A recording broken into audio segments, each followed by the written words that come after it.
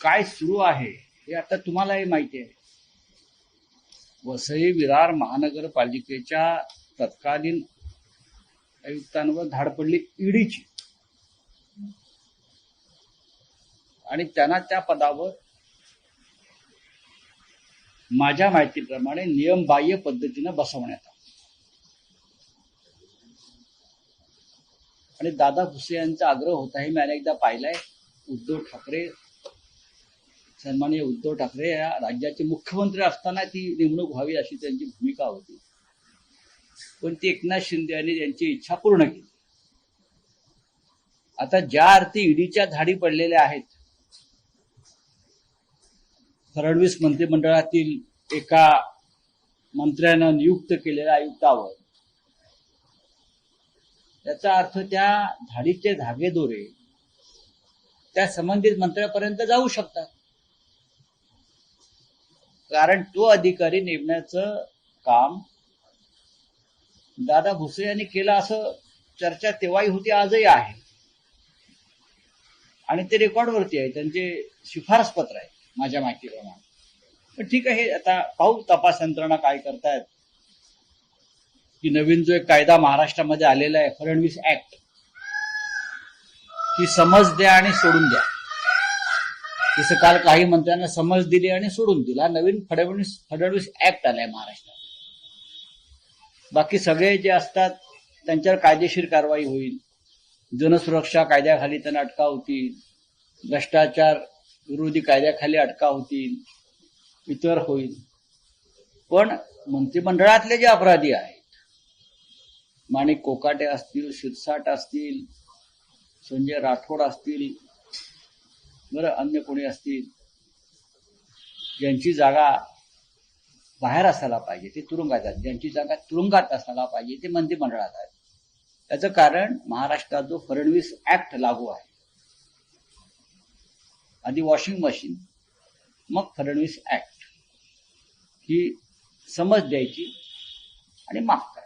शिंदेच्या भोवती फास आवळला जातो. या निमित्ताने सगळी जी नावं समोर येत आहेत ती शिंदेच्या कुटुंबाच्या निगडीत किंवा शिंदेच्या मंत्र्यांच्या अवतीभोवती पाहायला मिळतात. नक्की तसं दिसतंय या क्षणी, पण त्याच्यावरती या क्षणी मत व्यक्त करणं योग्य नाही. कारण हे सगळं दबावाचं राजकारण किंवा ब्लॅकमेलिंगचं राजकारण आहे. आता बरेचसे जे लोक आता अटक केले आहेत, मग अमित साळुंके असेल झारखंडमध्ये घोटाळ्यातला, किंवा अन्य आहेत. आता हे काल पडलेले धाड आहे वसई विरारच्या आयुक्तांवर, हे सगळं पाहता जे मिंदे गटाचे लोक आहेत त्यांना हा कोणीतरी इशारा देत आहे, याद राखा, फार हालचाल करावी. सगळ्या फायली टेबलावरती आहेत, पण त्या टेबलावर त्या फायली पोलिसांकडे केव्हा जाणार हे पाहावं.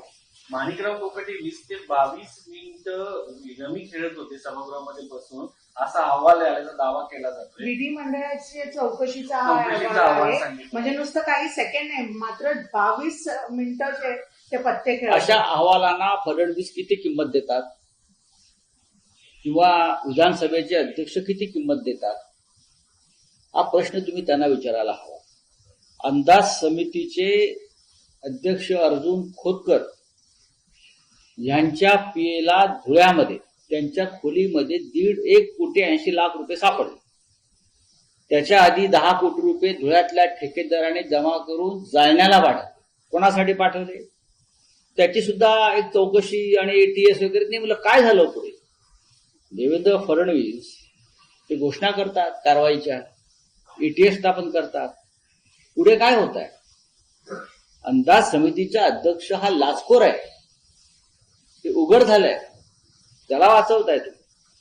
विधिमंडळाचे अध्यक्ष वाचवतात विधानसभेचे, आताही तेच आहे. म्हणून म्हटलं हा नवीन एक फडणवीस ऍक्ट जो आलेला आहे की आपल्या लोकांना वाचवायचं, समज द्यायची आणि सोडून द्यायचं, बाकी ज्यांना तुरुंगात टाकायचं. विरोधकांचं प्रदर्शन या विरोध जो आहे तो कमी दिसतो का? मला असं वाटतं रेझिग्नेशन का नाही, राजीनामा का नाही? बघा, असं सरकार निर्लज्ज असल्यावरती राजीनामा कसा होणार.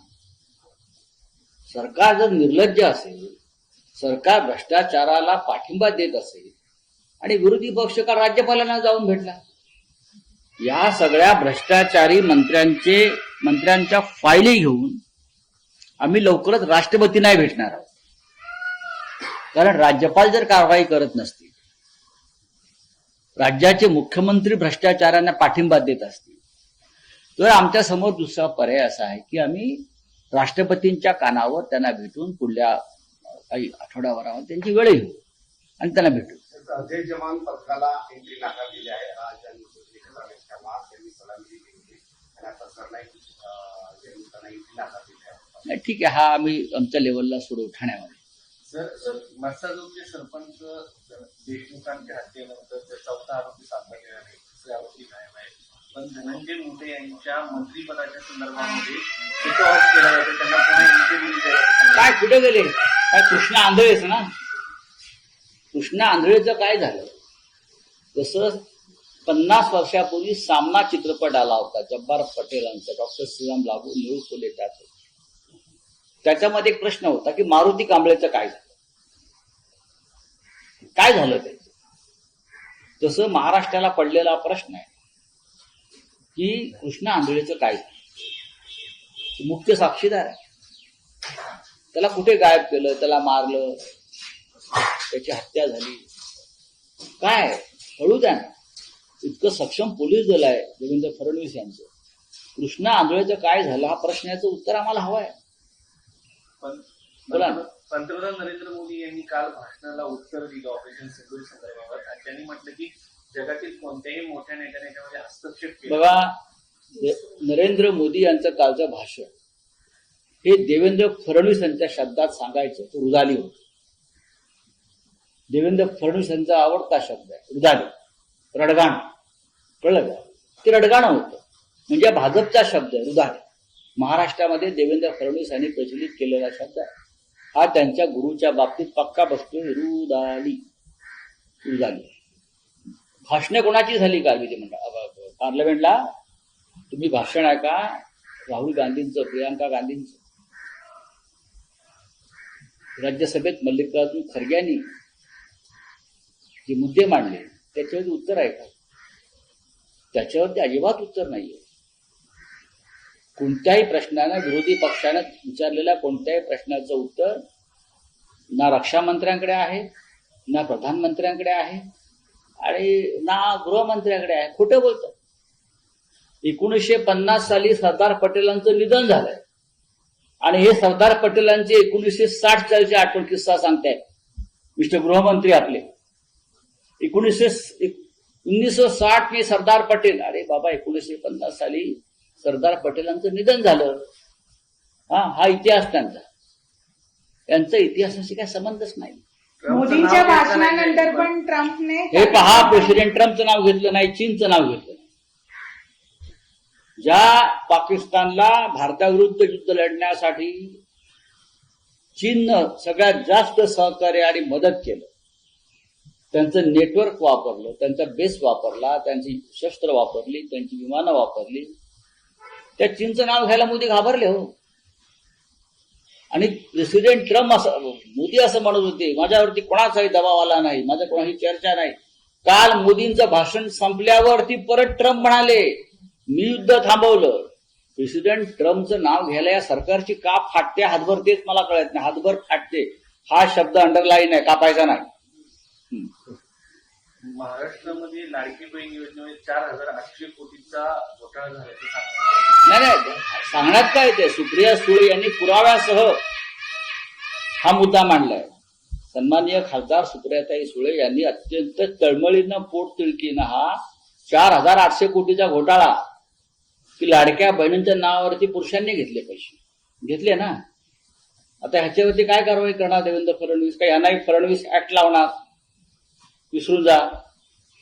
हा, समज द्या आणि विसरून जा, हाच ऍक्ट लावणार ना तुम्ही. सर, राज्याची ज्या प्रकाराने स्थिती आहे त्या संदर्भात आपण बघितलं तर काल अजित पवार यांचं स्नेहभोजन झालं.